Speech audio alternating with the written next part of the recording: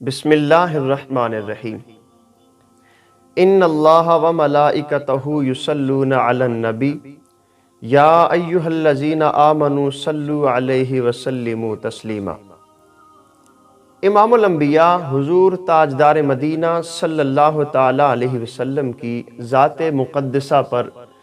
درود و سلام پڑھنے کے بے شمار فضائل و برکات ہیں، اور اس کی حکمت کیا ہے اور وجہ کیا ہے۔ قرآن مجید کی ایک آیت ہے، اللہ تعالیٰ ارشاد فرماتا ہے قُلْ إِن كُنتُمْ تُحِبُّونَ اللَّهَ فَاتَّبِعُونِي يُحْبِبْكُمُ اللَّهُ کہ اے محبوب کریم صلی اللہ تعالیٰ علیہ وسلم، آپ اپنی امت سے فرما دیجئے کہ اگر تم اللہ کے محبوب بننا چاہتے ہو تو پھر اس کے لیے تمہیں کیا کرنا ہے؟ فَاتَّبِعُونِي، میری اتباع کرو، یحببکم اللہ، تو پھر تم اللہ کے پسندیدہ ہو جاؤ گے، اللہ تم سے محبت فرمائے گا۔ تو اب نبی کریم صلی اللہ تعالی علیہ وسلم کی ذات مقدسہ پر درود شریف کثرت سے پڑھنا اور اس انداز سے امت کے اندر جو ہے وہ محبت پیدا کرنا، اس کی وجہ کیا ہے؟ اس لیے کہ جو یہ قرآن پاک کی یہ آیت ہے کہ قُلْ إِن كُنتُمْ تُحِبُّونَ اللَّهَ، کہ ہر بندہ یہ چاہتا ہے کہ وہ اللہ کا محبوب بنے، اللہ کا پسندیدہ بنے، پیارا بن جائے، لیکن اس کے لیے اطاعت امام الانبیاء صلی اللہ تعالی علیہ وسلم کی ضروری ہے۔ اطاعت کسی بھی شخص کی اس وقت کی جاتی ہے، یا کسی ذات کی اطاعت اس وقت کی جاتی ہے کہ جب اس سے بے پناہ محبت کی جائے، ہر وقت، ہر گھڑی، ہر آن، ہر لمحہ اس کا ذکر کیا جائے، تو پھر اس وقت اس سے بے پناہ محبت کی جاتی ہے۔ تو اس لیے نبی کریم صلی اللہ تعالی علیہ وسلم کی ذات پر جب کثرت سے درود پڑھا جائے گا، اور ہر وقت، ہر گھڑی، ہر لمحہ جب حضور کا ذکر زبانوں پر رہے گا، زبانیں حضور کے ذکر سے تر رہیں گی، تو یہ اس بات کی علامت، دلیل اور نشانی ہوگی کہ ہمیں حضور نبی رحمت صلی اللہ تعالی علیہ وسلم سے بے پناہ محبت ہے۔ اور جب یہ دلیل اور علامت ظاہر ہوگی تو جس سے محبت کی جاتی ہے پھر اس کی اتباع بھی کی جاتی ہے، پھر اس کی اتباع لازم سمجھی جاتی ہے۔ پھر جب ہم حضور علیہ السلام کی بے پناہ محبت دل میں رکھیں گے تو پھر آپ کی اتباع بھی کریں گے، آپ کی ہر بات کو مانیں گے بھی، آپ کے طور طریقے پر بھی عمل کریں گے۔ تو جب حضور علیہ السلام کے طور طریقے پر عمل کریں گے، آپ کی سیرت پر عمل کریں گے، تو پھر کیا ہوگا؟ آپ کی محبت دل میں ہوگی، آپ کی اتباع بھی ہوگی، تو پھر اس کے بعد پھر اللہ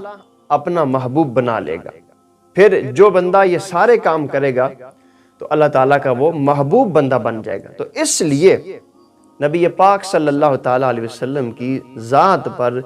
کثرت سے درود شریف جو ہے وہ پڑھنا چاہیے۔ یہ اللہ تعالیٰ کا خود بھی عمل ہے اور فرشتوں کا بھی عمل ہے۔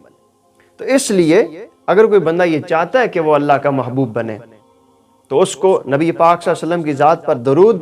کثرت کے ساتھ پڑھنا ہوگا، اور جب درود پڑھے گا تو پھر امام الانبیاء کی محبت دل میں آئے گی، جب محبت دل میں آئے گی تو حضور کی اتباع کرے گا، جب حضور کی اتباع کرے گا تو دنیا بھی بن جائے گی اور آخرت بھی بن جائے گی، پھر وہ اللہ کا محبوب اور پیارا بن جائے گا۔ اور پھر درود شریف کی فضیلت جو ہے وہ بے شمار حدیث میں موجود ہے، حدیث ایسی موجود ہیں کہ کثرت کے ساتھ حدیث کتب میں آئی ہیں۔ چند ایک حدیث مقدسہ پیش کرتا ہوں۔ نبی رحمت صلی اللہ تعالی علیہ وسلم کے صحابی ہیں حضرت ابو طلحہ انصاری رضی اللہ تعالی عنہ، یہ نسائی شریف کی حدیث ہے، حدیث نمبر 1292 ہے۔ حضرت ابو طلحہ انصاری فرماتے ہیں کہ ایک دن حضور نبی رحمت صلی اللہ تعالی علیہ وسلم آپ صحابہ کرام کی مجلس میں تشریف لائے کہ آپ کا چہرہ جو تھا اس سے خوشی کے آثار نمایاں ہو رہے تھے، آپ کے چہرے پر بشاشت جو ہے وہ چھائی ہوئی تھی۔ تو اس وقت امام الانبیاء صلی اللہ علیہ وسلم نے فرمایا کہ ابھی میرے پاس جبریل آئے تھے اور انہوں نے کہا کہ آپ اس بات سے راضی نہیں ہیں، اللہ فرماتا ہے کہ آپ اس بات سے راضی نہیں ہیں کہ آپ کا کوئی امتی آپ پر ایک بار درود بھیجے، میں اس پر 10 بار درود بھیجوں گا، اور اگر آپ کا کوئی امتی آپ پر ایک بار سلام بھیجے، اللہ فرماتا ہے کہ میں اس پر 10 بار سلام بھیجوں گا۔ تو یہ درود پاک اور حضور صلی اللہ علیہ وسلم کی ذات مقدسہ پر درود پاک پڑھنے کے یہ فضائل ہیں۔ اور دوسری حدیث پاک ترمذی شریف کی حدیث ہے، حدیث نمبر 484 ہے۔ حضرت عبداللہ بن مسعود رضی اللہ تعالی عنہ آپ سے روایت ہے، فرماتے کہ حضور نبی رحمت صلی اللہ تعالی علیہ وسلم نے فرمایا کہ قیامت کے دن لوگوں میں سے سب سے زیادہ میرے قریب وہ شخص ہوگا کہ جس نے مجھ پر سب سے زیادہ درود پاک جو ہے وہ پڑھا ہوگا۔ تو اس لیے قرب قیامت میں ہر ایک کا دل چاہے گا، ہر ایک کا جی چاہے گا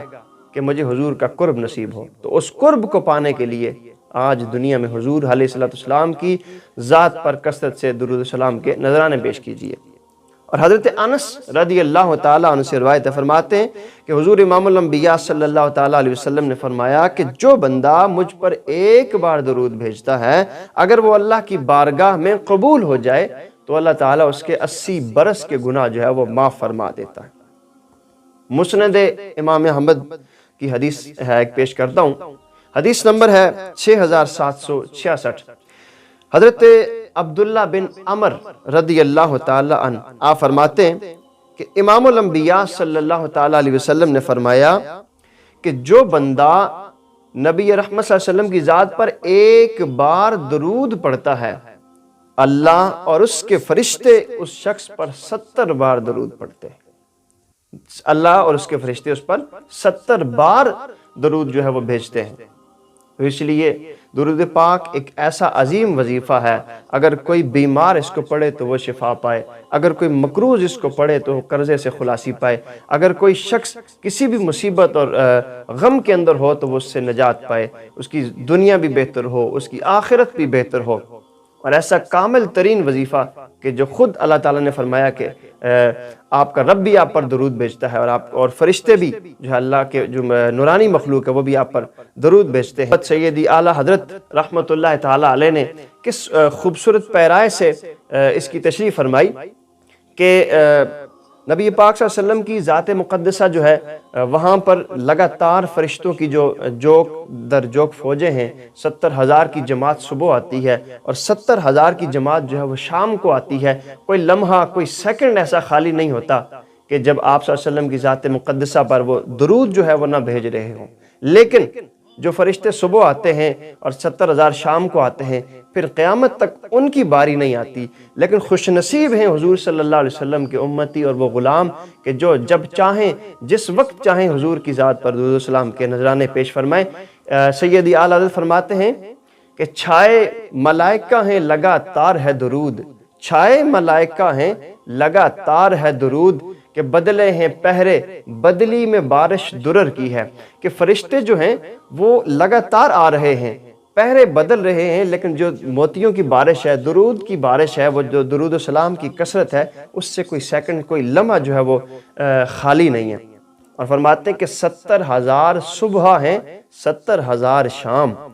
یوں بندگی رخ و زلف کی 8 پہر کی ہے، اور جو ایک بار آئے دوبارہ نہ آئیں گے، کہ جو فرشتے صبح آتے ہیں، جو شام کو آتے ہیں، پھر وہ قیامت تک کبھی ان کی باری نہیں آئے گی۔ اور میں کہ جو ایک بار آئے دوبارہ نہ آئیں گے، رخصت ہی بارگاہ سے بس اس قدر کی ہے، کہ اللہ تعالیٰ کی بارگاہ سے ان کو رخصت ہی اتنی ہے کہ وہ ایک بار آئے، ان کا دل چاہتا ہے، ان کا جی چاہتا ہے کہ دوبارہ بھی آئیں، لیکن وہ دوبارہ نہیں آ سکتے۔ فرمایا کہ تڑپا کریں گے بدل کے آنا پھر کہاں نصیب، کہ جب فرشتوں کا جانے کا وقت ہوتا ہے، ان کی ڈیوٹی ختم ہو رہی ہوتی ہے، دوسری جماعت آ رہی ہوتی ہے، ان کا دل تڑپ رہا ہوتا ہے کہ ہم یہاں سے اس بارگاہ سے نہ جائیں۔ کس کا جی چاہتا ہے کہ وہ حضور کی بارگاہ سے جائے؟ فرماتے ہیں کہ تڑپا کریں گے بدل کے پھر آنا کہاں نصیب، بے حکم کب مجال پرندے کو پر کی ہے۔ مگر جب رب کا حکم ہوتا ہے، انہوں نے جانا ہوتا ہے، تو پھر ان کو جانا ان کی مجبوری ہوتا ہے، لیکن ان کا جی نہیں چاہتا کہ حضور کی بارگاہ سے وہاں سے جائیں۔ کہ اے وائے بے کسی تمنا کہ اب امید دن کو نہ شام کی ہے نہ شب کو سحر کی ہے، کہ وہاں پہ کوئی بھی لمحہ ہو، دن ہو، صبح ہو، شام ہو، ہر گھڑی ہر آن جو ہے اللہ کی نورانی مخلوق جو ہے وہاں پہ درود و سلام کے نذرانے جو ہے وہ پیش کر رہی ہوتی ہے۔ اللہ تعالیٰ کی بارگاہ میں دعا ہے کہ اللہ تعالیٰ ہم سب کے دلوں میں حضور نبی رحمت صلی اللہ تعالیٰ علیہ وسلم کی بے پناہ محبت پیدا فرمائے، اور کثرت کے ساتھ اپنے پیارے محبوب علیہ السلام کی بارگاہ میں درود و سلام کے نذرانے پیش کرنے کی توفیق عطا فرمائے۔